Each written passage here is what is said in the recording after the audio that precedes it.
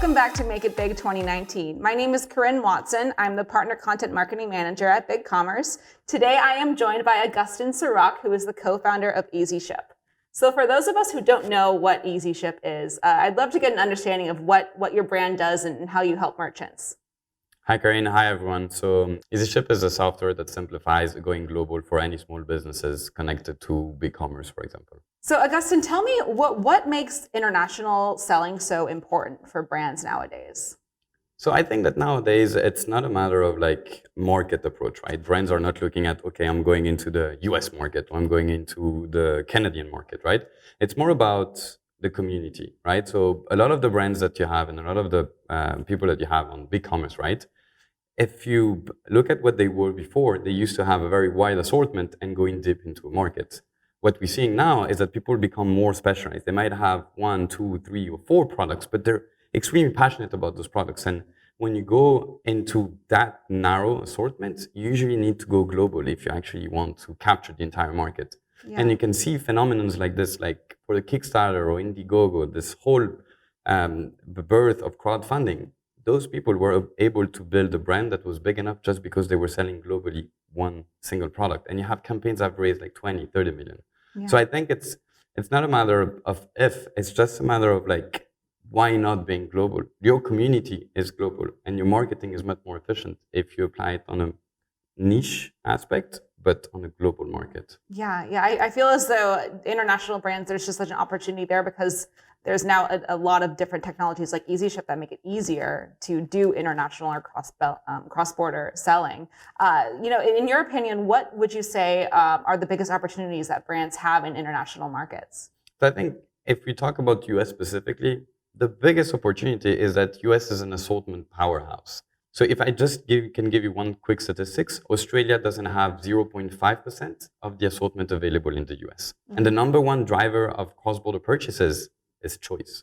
So US has more choice than any place in the entire planet, right? So that's the number one reason. The number two reason is that if you look at competition in e-commerce in the US, and if you look at the rises of businesses that move from offline to online, you see that the advertisement cost, the cost of acquisition for a customer, the CAC, you see that has been growing steadily year on year, simply because more people are getting into this market, right? While if you look at other countries where, again, your assortment is not available, so the keywords that you might have to bid on are definitely not as competitive, you end up having a cost of acquisition, which is much lower than any other market. And the third reason is that most of the time our customer already have clients, but they just say no to them. So a lot of the BigCommerce merchants have a checkout that doesn't allow any sales coming from X or Y or Z country, right? But if you just look at their website analytics, you can see that between 13 and 17% of their traffic is not coming from the US. So you didn't pay for this traffic, it's already there, but you're basically saying no to sales. Yeah, that doesn't make sense. No, it doesn't at all. And you're so right. I feel like there's a huge amount of potential in international. A statistic that I like to throw around often is that I think it's either 12 or 13% of current retail online sales are online instead of brick and mortar and in other channels. And that's a really small number. I think that's because a lot of people in international countries have not really grown into an online shopping environment. So like you said, there's just a lot of opportunity for brands moving into different countries. Yeah, no, definitely. So we spoke a little bit about some of the opportunities that brands face in international markets. I want to hear from you. Easyship deals with a lot of different brands. What are some of the challenges that people are facing in the same international area? So what we've been facing, what we've seen, and the reason why we actually created Easyship in the first place, right, is that we saw that any small business, when they wanted to go global, they had to go through the same pain. And those pain can be summarized in basically 4 main barriers of entry. So the first one, when you go international, is that it's not like a US market where you have basically a duopoly between USPS, UPS, and FedEx, and you can have one carrier and basically cover 90% of the services available or requested. You actually need to understand a lot of how the assortment of carriers plays out. So as soon as you go international, then it means that usually your parcel will go on planes. And as soon as they go on planes, that means that they will go with the different regulations. And according to every carrier, they might have different agreements or certification that will allow them to carry certain type of goods or not.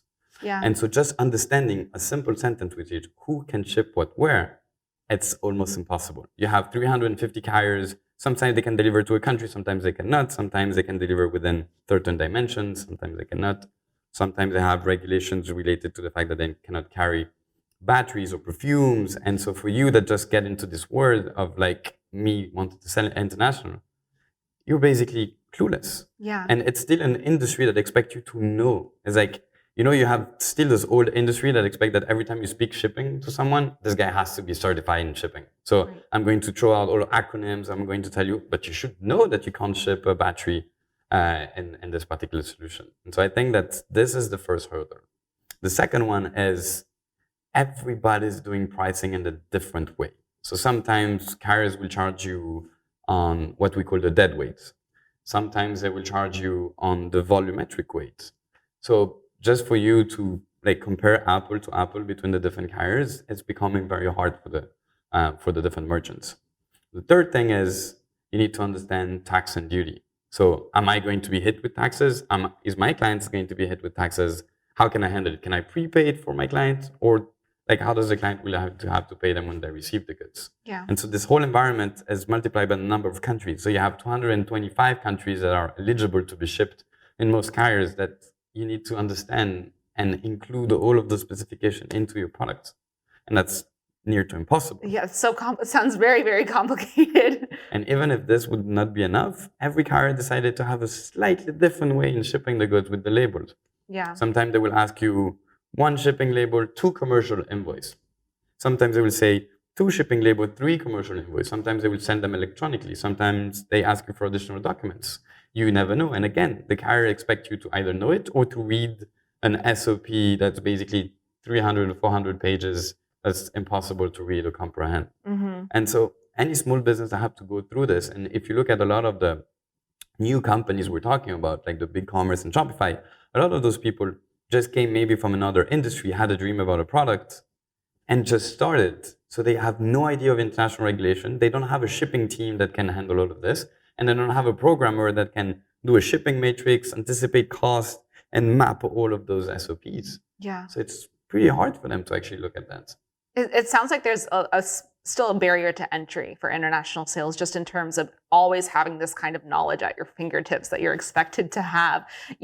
From your perspective, where do folks get that kind of knowledge? How do they learn about the different nuances between shipping batteries and shipping other products and all of the different, again, nuances of selling? So if you look at the US, right, it's like you still have a very limited amount of merchants that actually venture outside of the US for that reason. 70% of them are actually saying that the complexity links to shipping and tax and duty are the number one reason that they actually don't go international. And that's what we're trying to solve, right? All of those barriers are being solved by what we've been building. Yeah. And so with us, anyone can become global in a matter of 5 minutes. It will be like plugging a payment gateway, right? And that's, I think that the real frontier that shipping needed to go across is that they needed to stop thinking like an industry, but more like a gateway. Like you need to be able to plug shipping like you're plugging payments. And so I think that's what people are waiting. I love that sentence, that you have to think of it as a gateway rather than a whole another venture. And it really should be that easy when there's this, again, untapped opportunity in international selling. I've heard all these stories about how it's difficult to enter different markets, how China used to be this area where you could not ship to at all, but now people are starting to do that. I'd love to hear from you, what countries are people moving to first in their international expansion, and what countries are still a little bit harder to get to due to those complexities that you mentioned? So I think that we can classify country of like how easy it is or how not easy it is. Also on first level, I would say on how high the tax threshold is. So just to give a perspective, every country, when goods are entering the country, you have what you call a tax threshold. So if your goods is, for example, 50 euro and you get into UK, then you need to pay taxes because the tax threshold is 25 euros, right? And so you have countries that have relatively high or low threshold. So if you look at Hong Kong, there is no threshold, right? If you look at Singapore, you're looking at $300 threshold. If you look at Australia, it's a bit more complex now, but I would say that up to like 800 Australian dollar, you don't have tax threshold. So this usually makes it easier because as long as your product is beneath this threshold, you don't get custom regulations, right? So you don't get the whole back and forth of me paying taxes or having to do this. So I think that's definitely usually one of the biggest one they do. Yeah. The second one is where they need to look at stable regulation. So Europe, even though Europe and Canada, for example, even though the threshold is pretty low, everything is predictable, right? They know that when they're going to send this, the custom will take 1 or 2 days, that the custom percentage that will be applied will always be the same. And so those are, I would say, the predictable markets. And so people usually look at Canada, especially in the US and Europe, as like principal markets. Yeah. And then you have the hard country, but very high reward, which are country like Indonesia or country like China, right? Where we're talking about hundreds, like in China, we're talking about billions of people. In Indonesia, we're talking about hundreds of millions of people that have a very high penetration of internet, don't have the choice that US merchants have. And so it's a match in heaven. But you need to overcome, I would say, the complexity of the country by always working with carriers that have local footprints. Yeah. So using a carrier that's, I would say, only based out of the US to ship to Indonesia is not the best idea you could have. Having a carrier that has been implemented in Indonesia for the last 20 years and know how the country works, that's usually the best choice. And that can be replicated to Middle East and other markets. So when you talk about Indonesia, is that something where Easyship has already gone in and created relationships with the shippers in those more complex countries? So the way we approach the market, right, is that we always need to have, I would say, the household names, right? So the 80% of whatever the country has. So in the US, you have all the big names like FedEx, UPS, and USPS. But then after, we always have a carrier that's regional to that market. So in China, for example, we have the number one player over there, which is SF Express, which is the only one that can do a specific clearance method that will be between 3 or 4 times cheaper than any clearance that will be done with a carrier that doesn't have the license that they have. And Indonesia as well, same thing.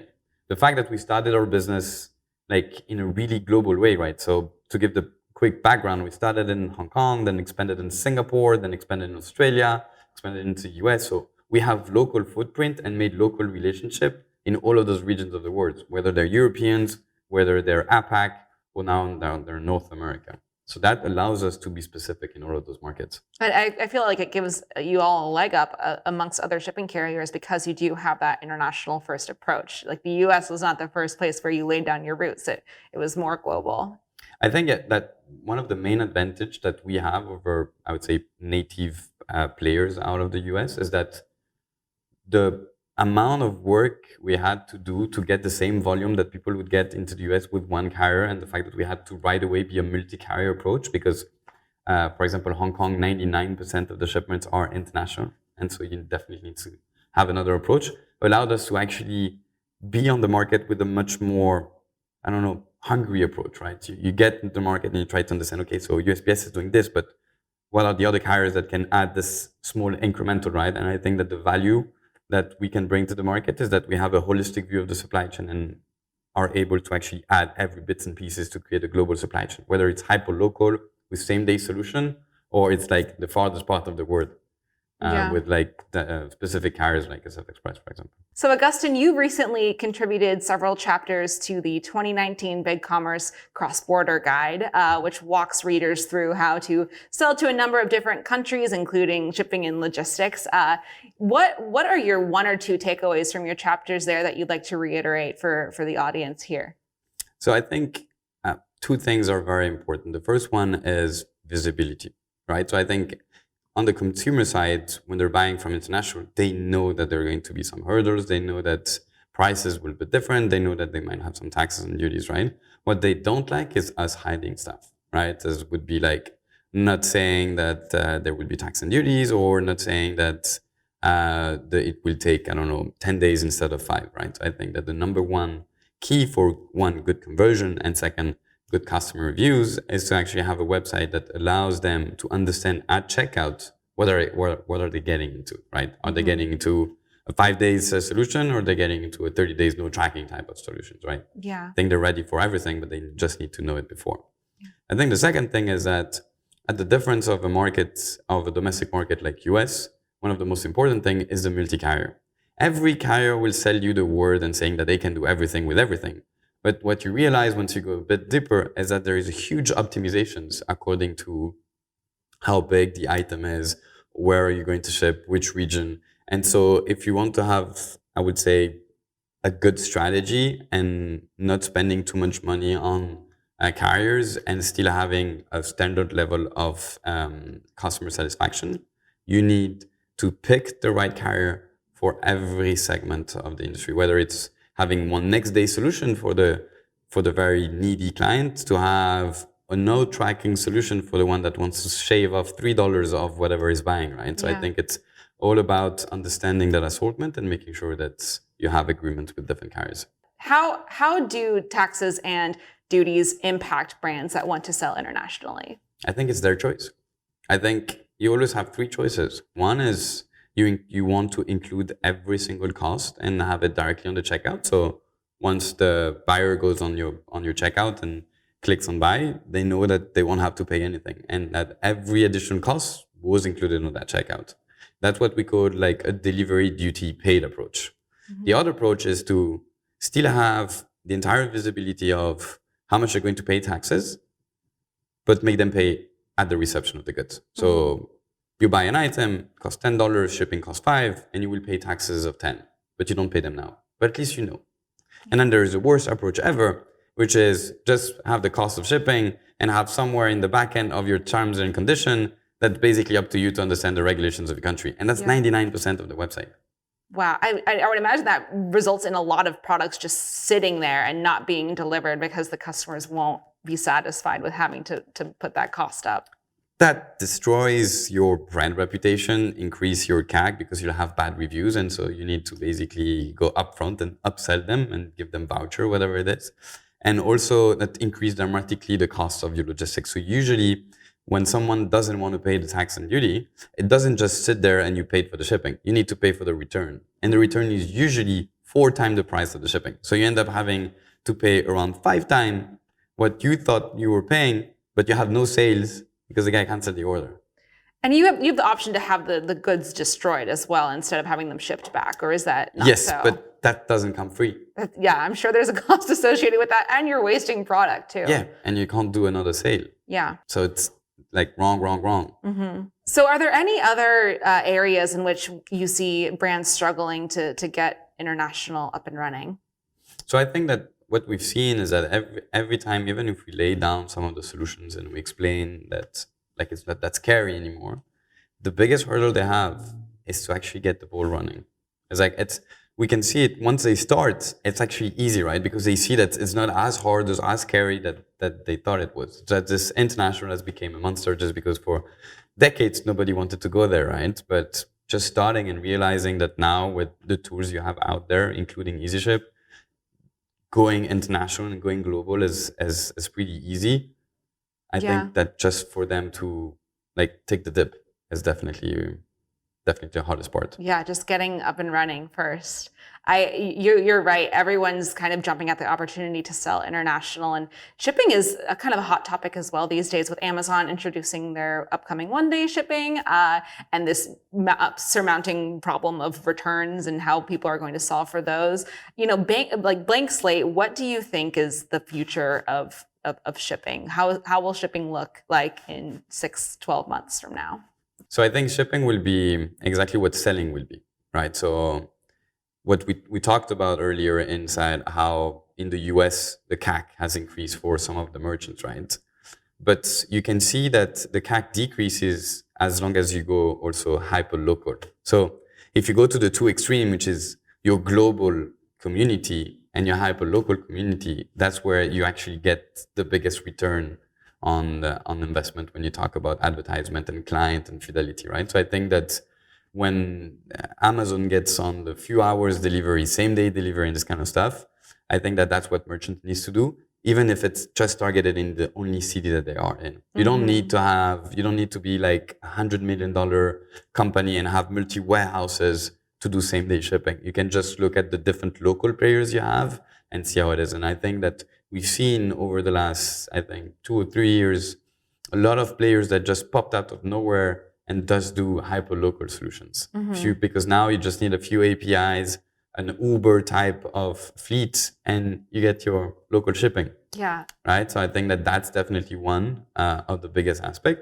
And the second thing is with the proliferation of software like us and people that will simplify the international community, we'll go back to being in sync with like how like communities are built now, right? So I think when you look at Instagram and how brands or influencers develop their community, they don't divide them per country. They just look at communities, right? Even if you look at Facebook, how you do marketing, you're going to say, I'm targeting the 15 to 16-year-old that like this group and have shown interest in bikes, right?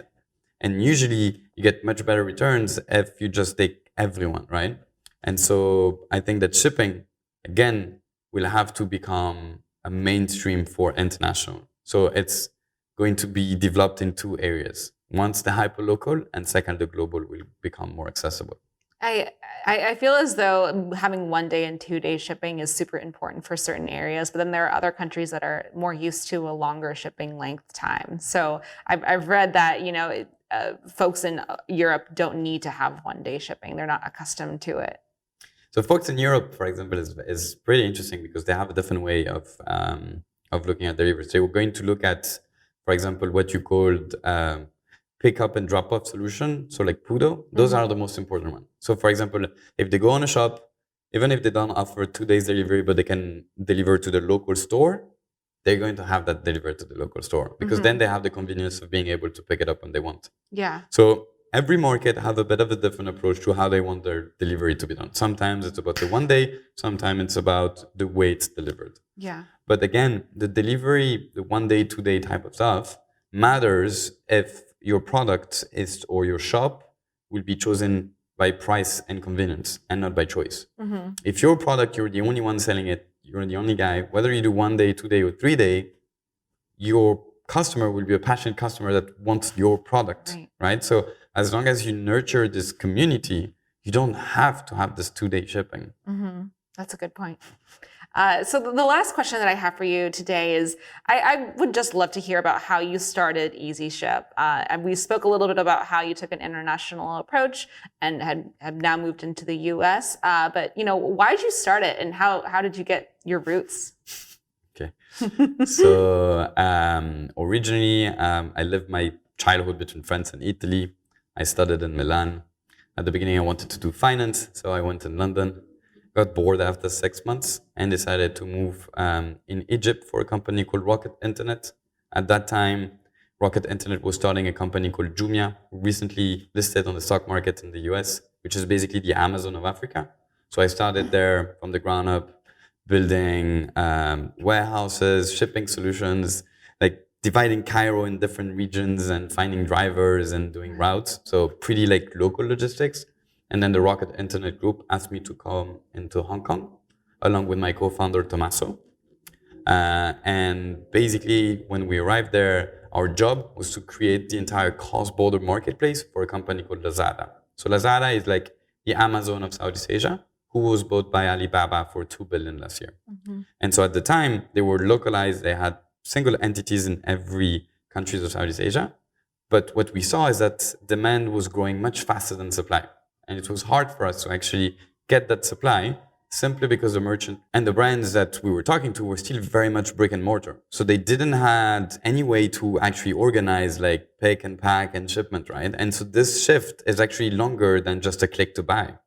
And so one of the ways the group saw to actually make the growth faster was to have us located in Hong Kong and go after all of the brands that were located in Hong Kong, Taiwan, Korea, Japan, all of the developed e-commerce markets, and have them drop ship into the countries. And that's how we got acquainted with the whole complexity of going global for small and medium business. Because Southeast Asia within itself has the complexity of the world. So all of the buyers we discussed earlier, I know them because that's the buyers that they had. So I created software, macros, Excel to make it easier along with Tommaso. And we saw that every time we made it a bit better, the conversion of them actually wanting to go global and realizing sales internationally was huge. So we saw you look at the market and you have, on a macroeconomic basis, of course, e-commerce is growing, right? But then you look within e-commerce, you have SMEs is the fastest growing segment and cross-border is the fastest growing segment. And none of them have been approached on a global scale as a gateway. Again, they had to know the industry, they had to grow, they had to invest a lot of money to actually be efficient internationally.